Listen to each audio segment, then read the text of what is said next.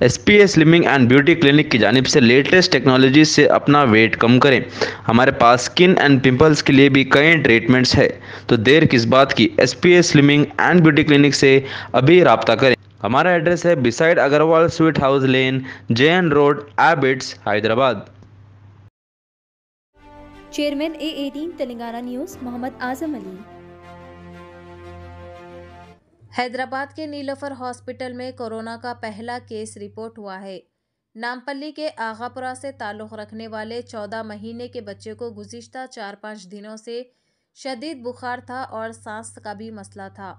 इसे वेंटिलेटर पर नीलोफर हॉस्पिटल मुंतकिल किया गया, जहां इसका इलाज जारी है।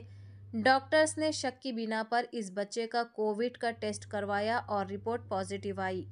बच्चे को नीलोफर हॉस्पिटल के आइसोलेशन वार्ड में रखकर इलाज किया जा रहा है, जहां उसकी सेहत में बेहतरी आई है, जिसके बाद वेंटिलेटर निकालकर इस वक्त ऑक्सीजन पर ही बच्चे को रखा गया है। ये बात हॉस्पिटल के डॉक्टर प्रोफेसर श्रीनिवास कल्याणी ने बताई।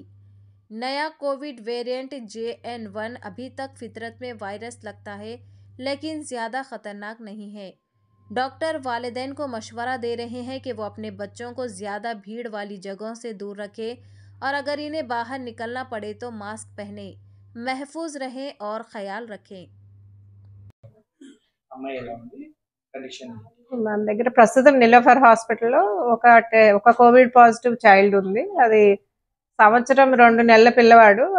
నాంపల్లి హాస్పిటల్ నుంచి, నాంపల్లి ఏరియా నుంచి జ్వరము, దగ్గు, జలుబుతో, ఆయాసంతో తీసుకురావడం జరిగింది. వాళ్ళు డిసెంబర్ 18th రోజు ఇక్కడ ఐసోలేషన్లో అడ్మిట్ అయినారు.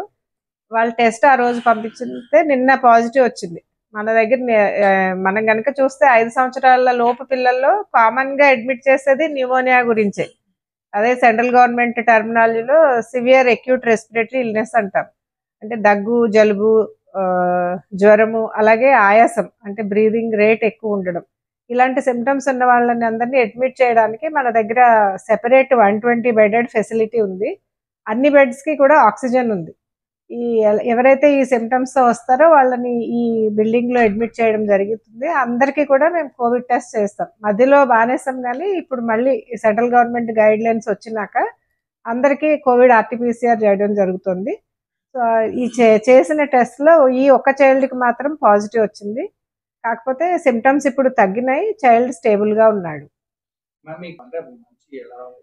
ఈ కొత్తగా వచ్చిన JN1 వేరియంట్ అనేది WHO స్టేట్మెంట్ ప్రకారం ఇది ఓన్లీ వేరియంట్ ఆఫ్ ఇంట్రెస్ట్, అంటే it is variant of concern కాదు. అంటే దీనికి ఇన్ఫెక్టివిటీ రేట్ ఎక్కువ ఉంటుంది. ఒకళ్ళకి వస్తే చుట్టుపక్కల అందరికీ స్ప్రెడ్ అయ్యే అవకాశం అయితే తప్పకుండా ఉంది.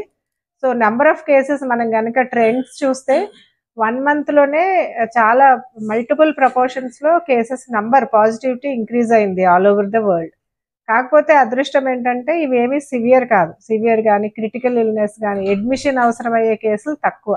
పాజిటివిటీ రేట్ పెరిగినా కానీ most of the cases outpatient ట్రీట్మెంట్లోనే తగ్గుతున్నాయి.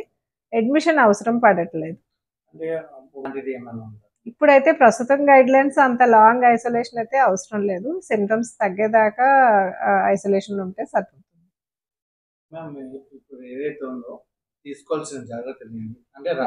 కోర్స్ కోవిడ్ అయినా మిగతా రెస్పిరేటరీ ఇన్ఫెక్షన్స్ అయినా కానీ మనం మెయిన్గా ఓవర్ క్రౌడింగ్ అవాయిడ్ చేయాలి. ఎందుకంటే మెయిన్గా ట్రాన్స్మిషన్ గాలి ద్వారా జరుగుతుంది.